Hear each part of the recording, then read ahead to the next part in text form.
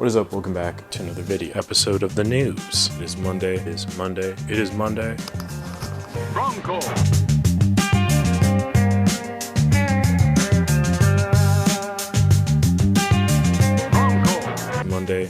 Monday. So let's get into the news. Now remember, if you join the channel, if you become a Bronco buddy, you get that special shout out at the beginning of every video. You also get access to exclusive content, early access to other content. So join the channel if you want all those perks. If you want to support me, the work I'm doing here, I appreciate that a bunch. If you can't, totally fine. Just like the video and subscribe. That helps out a bunch as well. Let's begin here. We're at the absolute bottom of the barrel. Very slow news week, but there is a major highlights tomorrow, September 30th. We have the AF1 reveal that's happening.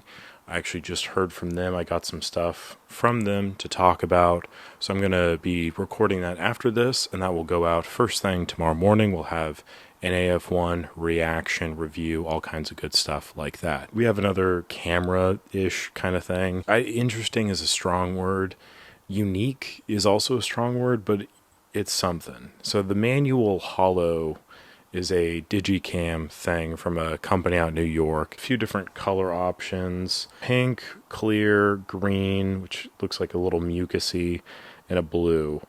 And they're all $95. You can see through it, so that's cool. It's like that cool prison technology. Be reminiscent of like the 90s technology, like the old MacBook, stuff like that. The only thing I can think about is like the Zoolander bit where he's like, no, the files, they're in the computer, and then he throws the computer, whatever.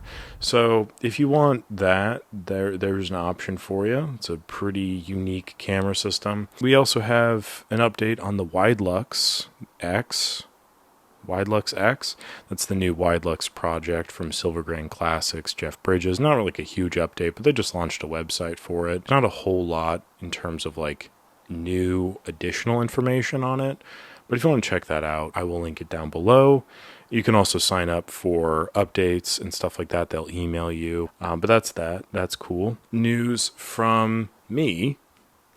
Camera related news. Yesterday I went into a local camera shop here and had the opportunity to experience firsthand the quality construction of the Fuji X1/2, the CamSnap CS8, and the Rollei 35 AF. I didn't shoot with them necessarily. I didn't like do a whole lot. I felt them. I turned them on, turned them off, that kind of thing. I'll give you like my quick rundown of it. If I want to rank them in terms of like overall feeling of usability, the X1/2 is up there. That's number one with a bullet. A little bit further down is the Rollei 35 AF. Bottom totem pole position is the CamSnap CS8.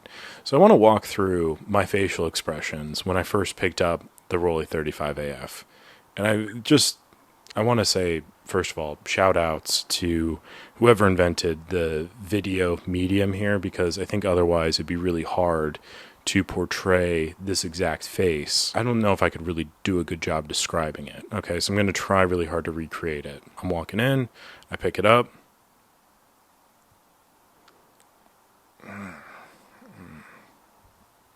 Something like that. The materials themselves, they don't feel like terribly offensive, but the lightness of it feels like absolutely nothing. Like if I thought, or if you thought, the Pentax 17 was a really light camera, which I would argue it kind of is, the Rollei 35 AF I think might be lighter. There's no way to tell what is in focus or when you have focus. The autofocus gearing system is really obnoxious, I think. And overall, the construction of the camera, while it is supposed to be reminiscent of the Rollei 35 series, it feels very like big and brickish and hollow, which is a terrible combination. The CamSnap CS8, I am happy to say that I was not at all surprised by any component of this. Absolute nothing burger of a camera. There's zero weight to it whatsoever. The handle is like cheap Dollar Tree plastics. It's got like that shiny veneer to it that I hate. I mean, like, I've got this Super 8 here. It has the zoom buttons. It doesn't have batteries in, so I can't do it. But the zoom motor sound on this has such like a tactile feedback to it. And that's something that I really associate with the Super 8 camera systems, is the zoom, also the sound, the feeling, all that stuff. The zoom on that was just like silent. And obviously it's going to be, because it's all a digital zoom. There's no like actual mechanism moving so far as I could tell. But it's horrible. And then also they got like the little control dial on it. First of all, I went through the different controls, and the reset refresh rate for those controls is so slow. By the time I got all the way to the one end of it, it was still like processing all of the other like things. So it was very hard to see. But then I like settled on like the grain, and it literally looks like somebody just went into MS Paint and just like threw up like a little line here and there, and then they just had like an opacity of like 50% overlay of the imagery. Like, it's way worse than anything I could have ever imagined. Yeah, the CamSnap CS8 is a terrible waste of money. The Fuji X-Half, I was surprised by it, how small it was. I knew it was small, but I didn't realize it was like that small. I think if it wasn't as expensive as it was, it'd be a little bit cooler, but because it's so expensive, it's hard for me to be like, yeah, this is great. Also, it has a cold shoe on it, which I was very confused by. The guy working at the shop, Jordan, shout outs to you, sir, he was like, oh, you know, it's for like a mic or whatever, because they wanted it to be like a vlogging camera, which I guess makes sense, but it's still kind of dumb, because why not just have a hot shoe so you could like put a different flash on there? I just have many questions, and I don't feel like they'll be answered satisfactorily, but the camera itself seemed fine. I just think it's a little bit overpriced for what it is. The Rollei 35 AF I was pretty interested in seeing, and then after like picking it up and kind of feeling it out a little bit, I have very little desire to actually shoot with one. Also, the advance on it feels horrible. Like, the advance feels like you're breaking it, which is not really a good feeling.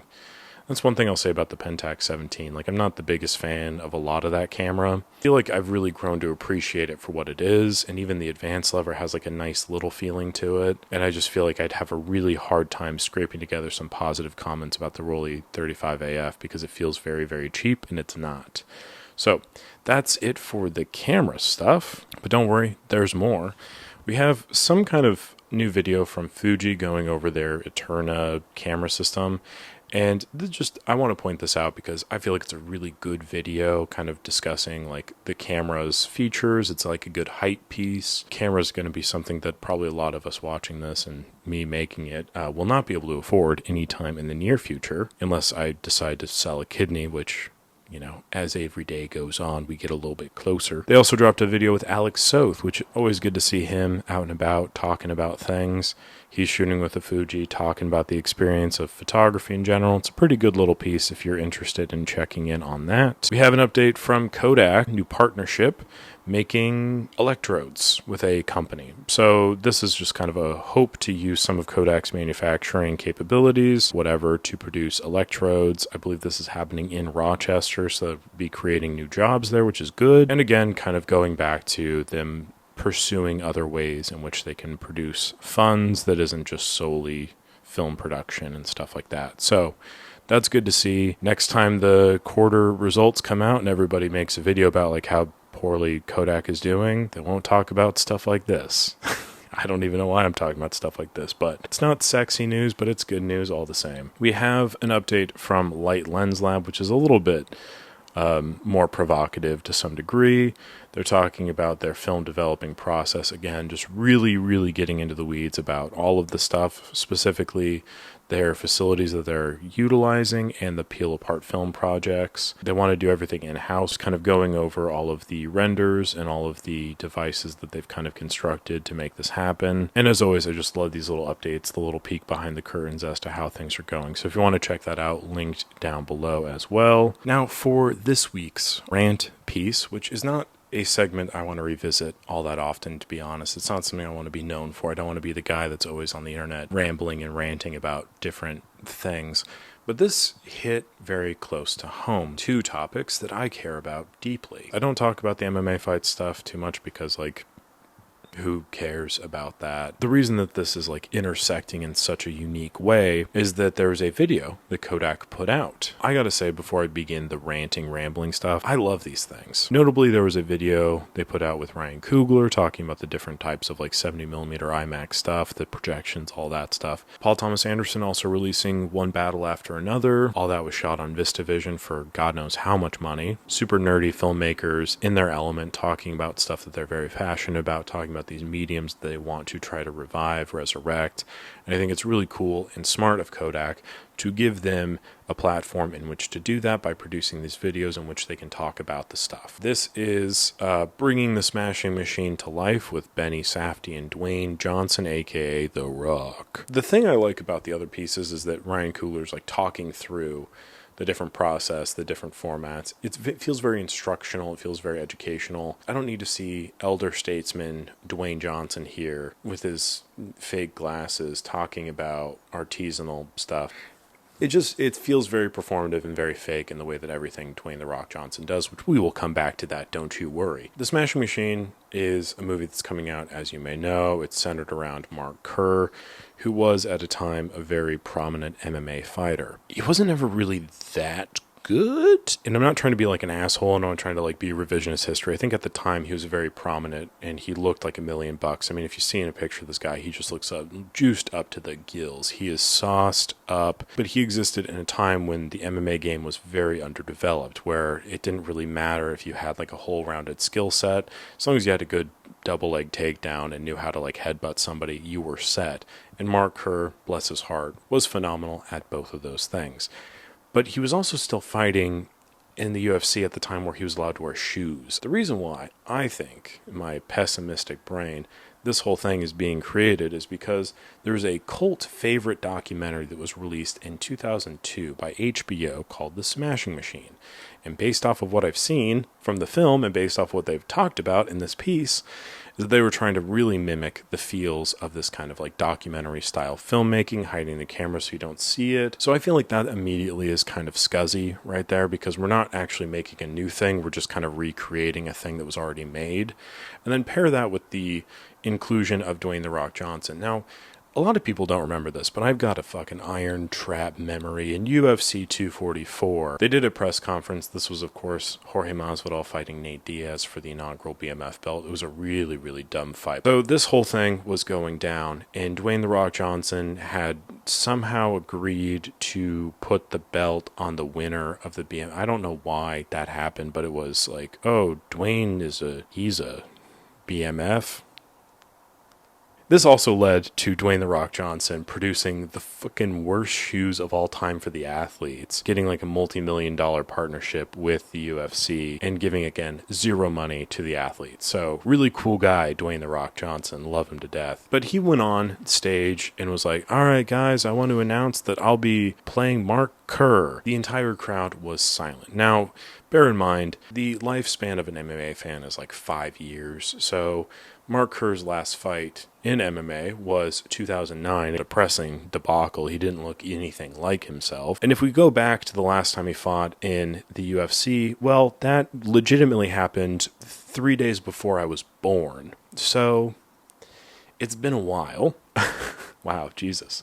It has been a while. But the other like glaring issue is that Mark Kerr, as it stands now, is 56. He was born in 1968. And Dwayne Johnson is 53. He was born a few years after Mark Kerr. Now, this problem kind of presents itself in that, yes, Dwayne The Rock Johnson is also sauced up to the gills. He just is. And that's fine. Like, do whatever you want. It's your body. I don't give a fuck. Dwayne The Rock Johnson, notable for being the same exact person in every single movie he's in. So this is obviously seen as a way to, like, Dave Bautista himself and be a little bit more of a diverse, interesting actor and play a biopic, which is, I think, also the role that he's trying to portray in this video that Kodak released. Like, oh, look at me. I'm wearing glasses. I'm really cool. I gotta say, though, his, like, shirt looks really nice. That's a good-looking shirt. The worst part about all of this is that at some point in this debacle video, Benny Safdie just straight up exposes a whole roll of the 65mm film. Why'd you do that? Huh, Benny? Why'd you do that? You didn't have any negatives laying around from this film that you shot? And so you couldn't just show the negative? Oh, look at like the size of this compared to the size of the 16mm we shot on.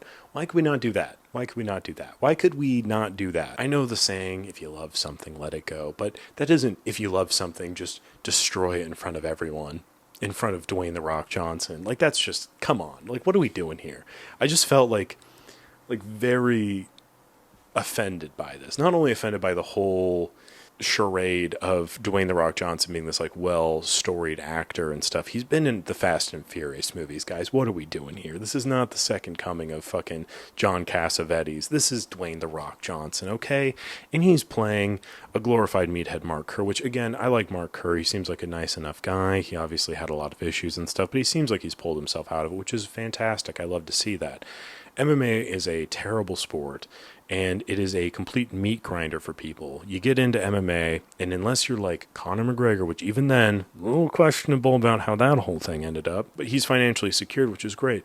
More often than not, you see all these people like Frankie Edgar is a great example of this. He's going to be fighting in bare knuckle this weekend for an ungodly amount of money because he has a little bit of name value left. They're just continue to stretch out their career in order to try to make as much money because it costs so much to be an MMA fighter, and the UFC does a terrible job paying their athletes and blah, blah, blah, blah, blah. And especially in that time period when Mark Kerr was fighting, it was impossible to make any money. All of this to be said, it's a really rough sport, and I hope that the film does a good job portraying it. It won't. The UFC is promoting this as much as they would any of the films that have come out about MMA, so it's showing the hardships of these other organizations. But here at the UFC, we have things right. And The Rock is such a company man, he's not going to say anything about it. Obviously, there's the whole shoe situation where he's not paying the fighters anything to wear these terrible shoes. It just feels like a really cheap exploitation of a story that we kind of know, and it feels like another cheap exploitation of a medium we kind of know about. And I don't like that. No beef against Mark Kerr. I'm glad to see his story being told. I hope he's getting some money for this. I just feel like it's kind of cheap to make an MMA movie that is based off of a documentary when you could make another new MMA story about maybe a better known fighter and, you know, get the opportunity to tell your own story as opposed to kind of like retelling this other thing and also reshooting it in the way that a documentary would have been shot, which I feel like is, again, kind of cheap. I don't like biopics. I just don't. So that is what it is. So that's my rant for the day. The recap is going to be very short. There's obviously the AF1 coming out tomorrow. We're going to be seeing some pictures on that. Update on the Widelux. There's a new website for that. Company out of New York is making these weird hollow digicams. $95 for those. A couple new videos from Fuji, which are pretty fun. Kodak is partnering up to make electrodes, which should produce more revenue, produce more jobs, things like that. Light Lens Lab update as well. And the Smashing Machine has a promo video on Kodak that makes me lose my mind. A couple of shout-outs today. As always, we have Colorful Analog Cameras. Check her out for quality customizing capabilities for all of your film cameras at affordable prices. Check that out. Reveni Labs, friend of the program. Great tools, great prices. Check him out as well. Go support him. All sorts of good stuff there. We have the app Frames, a great way to digitally catalog your analog photography, available on the App Store. Go check that out. And we have our friends at Celluloid Collective producing a lot of great content on YouTube. Go follow them there. They also have a great website with a lot of affordable options for expired film and ways in which you can shoot it to achieve the best results. So, all very good things there. Check all of those people out. I appreciate it. They appreciate it. Good stuff. That is it for today's news video. Thank you so much for watching. Appreciate it. Like this video if you enjoy it. Subscribe to the channel so you don't miss out on future videos. And tomorrow, remember, we have the AF1 release review stuff. So stay tuned for that. Thank you again, and I'll catch you later.